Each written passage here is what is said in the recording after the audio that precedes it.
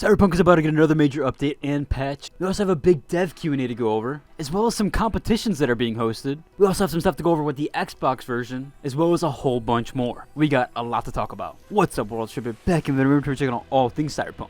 Okay, so let's just jump right into the patch notes. We'll go over patch 2.02. Now, this patch isn't available just yet. However, they did release the patch notes as well as a few updates. Now, two of these are spoilers for some pretty big missions, so I won't go over exactly what's happening there. However, during one of the major story plot points, it seems like V would just unfortunately flatline when entering a specific scenario or specific environment. So specifically for one of the major game story missions, it seems like there would be some accidental flatlining, but this does seem to be fixed now. And another major story plot point during Phantom Liberty, there was actually a progression blocker that was happening specifically with a certain entry point. That has now been fixed, so if you have been having any progression blockers with some of the major stories in Phantom Liberty, just know that the mission labeled Run This Town has been fixed. They also fixed a pretty massive issue here where Cyberpunk had downgraded Tier 1 after updating the game to 2.01. I also remember seeing people's inventories completely get wiped in 2.01. 2.01 unfortunately has been quite buggy, and a lot of people have downgraded to the original version that released, or at least to the 2.0 version. I'm super happy that I got my playthrough done basically fully before the 2.01 version, as it does seem like there's a bit of issues there with that, and a lot of concern for save game issues, as well as potential kind of removal of inventory, massive bugs that are impacting game saves, or at least the inventory system in general. But it does look like a lot of the stuff is getting fixed, so hopefully the disappearing inventory and things like that will actually come to fruition, and we won't have to deal with that anymore. They also fixed skill progression passives. It seemed like some of the passives might have not been working or engaging properly,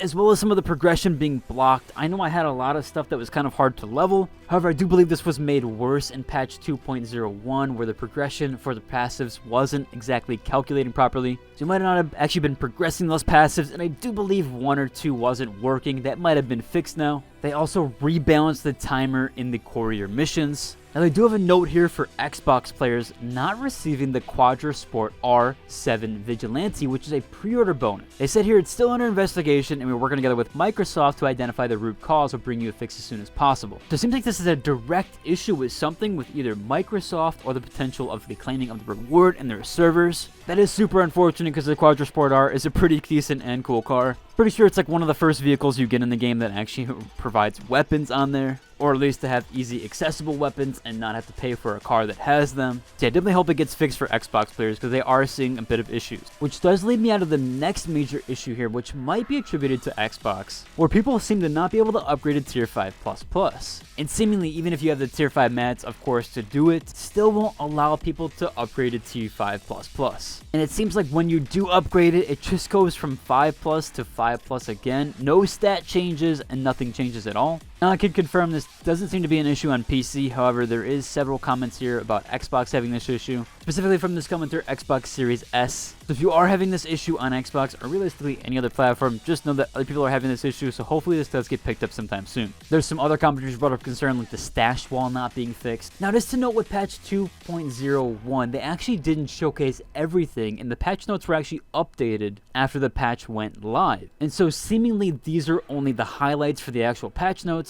So hopefully a lot of this other stuff and a lot of other comments, people are saying hopefully they fixed this and that. Hopefully that is in these patches and that this is just the highlight for the major. Now, we did have that big Q&A with the CD Projekt Red team. It doesn't seem like they denote anybody here into specifics for answering these questions. However, the one asking the question seems to be Arasaka Apart. And again, this article is located on Fandom's website. Now, the first major question here was about Idris Aldra, asking about he's a new big actor attached to the expansion. And specifically, are there any things that CD Projekt Red has learned from him that helped create the story of Solomon Reed? CDPR answered back saying, Idris was an early and I'm happy to add eager recruit or to convert the Phantom Liberty cause. But we went with a clear idea of who we wanted Solomon Reed to be and of what we wanted Idris to bring to the role. And they added here that in the early days of the co-op with him, once the deal was done, we mildly toyed with the idea of incorporating bits and pieces of Idris' personal story into Soul's backstory. Now, because of Reed's actual role in the game, it was kind of hard to tie those two things together. And they mentioned that all that said, of course, Idris brought incredible value to the role. This question was specifically asked by Ryan21, who said, of all characters in 2077 in Phantom Liberty,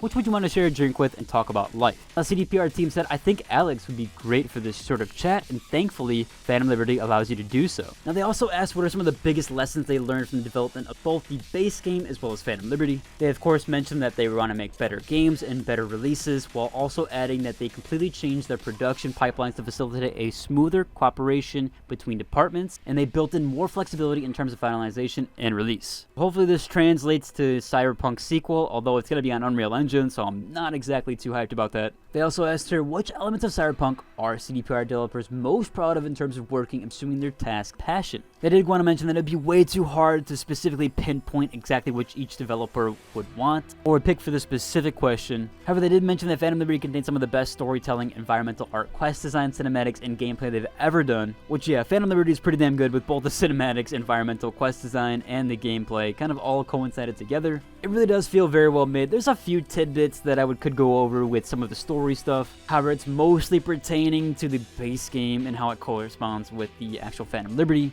However, those are minor gripes for me. I both extremely enjoyed the base game as well as the Phantom Liberty. Now, there is a tiny minor spoiler bit here, although you do encounter this quite early in Phantom Liberty. They asked here, what is the reason for Mr. Hand's altered appearance and voice? And they said for Phantom Liberty wanted to use this character again, but felt like a new personality was a better fit for the story we wanted to tell. We altered the appearance and recasted him to support that. Yeah, you could definitely tell from the base game to this version of Phantom Liberty, there's some dynamic and drastic changes with both the appearance and the vocals. I think it's a pretty decent change, and it definitely bodes well for the story. Now, they did last minute mention here stuff about vehicles and combat design, and they changed the perspective of the actual vehicles. So there was a lot of things to consider for the vehicle system as well as the combat system with that there. I used an example here saying the car is using crystal dome technology or vehicles where the windows can't be rolled down. They had to accommodate this by coming up with an idea like unique solutions for each vehicle, like opening doors to shoot or adding mounted weapon systems. So obviously a pretty cool unique idea there. Also seems like they took a lot of inspiration from a game called Sleeping Dogs. If you've ever played that game, it's incredible. Absolutely love it. It's a way older game, so you have to get over kind of the old gen experience. But yeah, it definitely feels like a lot of the vehicle jujitsu stuff and some of the stuff from that was taken from Sleeping Dogs, or at least the kind of overall premise of this stuff definitely feels reminiscent of. Now, last minute and late minute mentionable here is that the Cyberpunk actually did have a photo collection challenge. Now, this has since been ended, so I didn't cover it in time. However, there is a gallery of all the photo mode stuff and all the things that is happening right now. They have a bunch of the winners up now, although I do believe net running, Dogtown, and car chases is still being filled out for the category. However, the rest here, like vehicles, apartments, seems to be the winners gallery here. There's also an entirely section of pretty much every submitted image, it looks like, or at least there's a ton of pages here for you to gander at with all the different designs and kind of unique pictures. Some of these are actually really cool and definitely quite unique. If you want to check that out and anything else I talked about in the video, I'll have that link down below in the description. As always, that should about cover it, and if you enjoyed it, like and subscribe. Until next, deuces.